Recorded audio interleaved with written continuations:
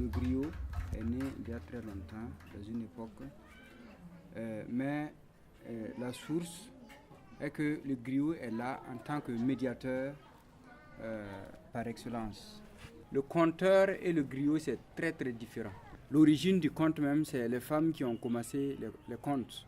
Quand elles sont toutes seules avec leurs enfants, elles racontent une petite histoire à l'enfant pour l'endormir. Ou quand le mari fait quelque chose à la femme ne peut pas dire ça ouvertement à son mari comme ça. Elle fait ça en anecdote sous forme d'un conte et puis elle raconte. Et c'est comme ça que les hommes ont trouvé ça intéressant. Les hommes ont vu et ils ont commencé à s'intéresser à se raconter des histoires. Bonjour. La Maison de la Parole et le Centre Guélia. Je suis conteur, comédien, formateur. Bonjour.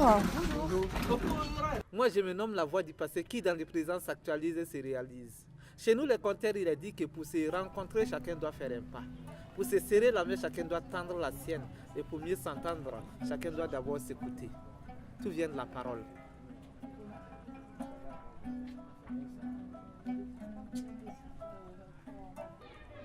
Je vais vous raconter là l'histoire du ciel et de la terre.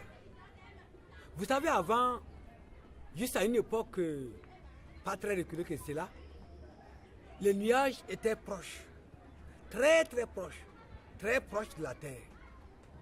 Et en ce temps-là, les hommes n'avaient pas besoin de travailler pour manger. Il n'y avait pas de quoi.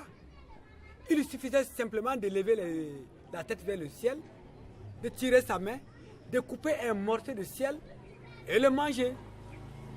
Ainsi, les hommes ils vivaient à l'aise parce qu'ils n'avaient pas besoin de travailler pour manger. Il y avait tout à leur portée. Prends par exemple, si tu veux manger du riz, tu coupes un morceau de ciel et tu dis du riz. Et ça devient du riz et tu manges. Ben, chez l'autre côté, chez les blancs là-bas, tu veux manger du kebab, c'est un morceau de ciel, tu dis kebab, ça devient du kebab et tu manges. Tu veux boire la bière belge ou la bière de mille, c'est la même chose. En ce temps-là, les hommes étaient bien gras et bien gros. Ils passaient tout le temps à manger. Mais comme le dit l'histoire, il arrivait un moment où les hommes ont commencé à trop gaspiller. Ils coupaient de gros morceaux. Ils les mangeaient. Et à moitié, ils les jetaient à la poubelle. Puis ils repartaient encore. Ils coupaient encore de grands morceaux. Ils en mangeaient. Ils les jetaient à la poubelle. En temps, le ciel était fâché avec eux. Il a dit ceci.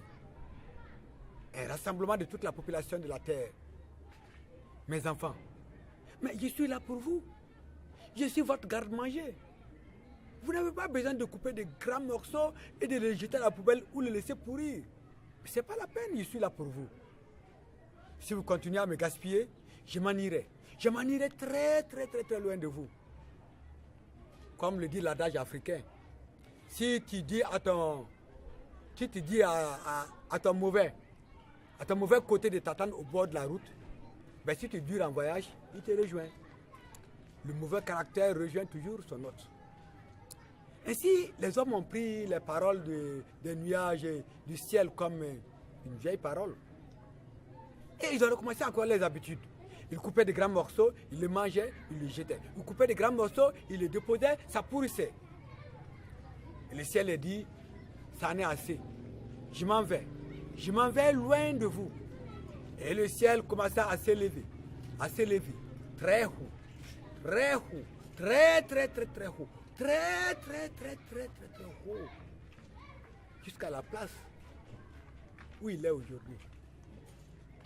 Je vous dis, c'est depuis ce temps que les hommes ont commencé à travailler dur, à gratter dur et à travailler très dur pour avoir à manger. Simplement parce qu'ils n'ont pas su écouter les conseils que les donnaient les nuages.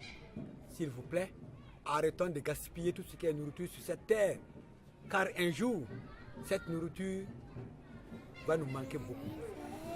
Merci.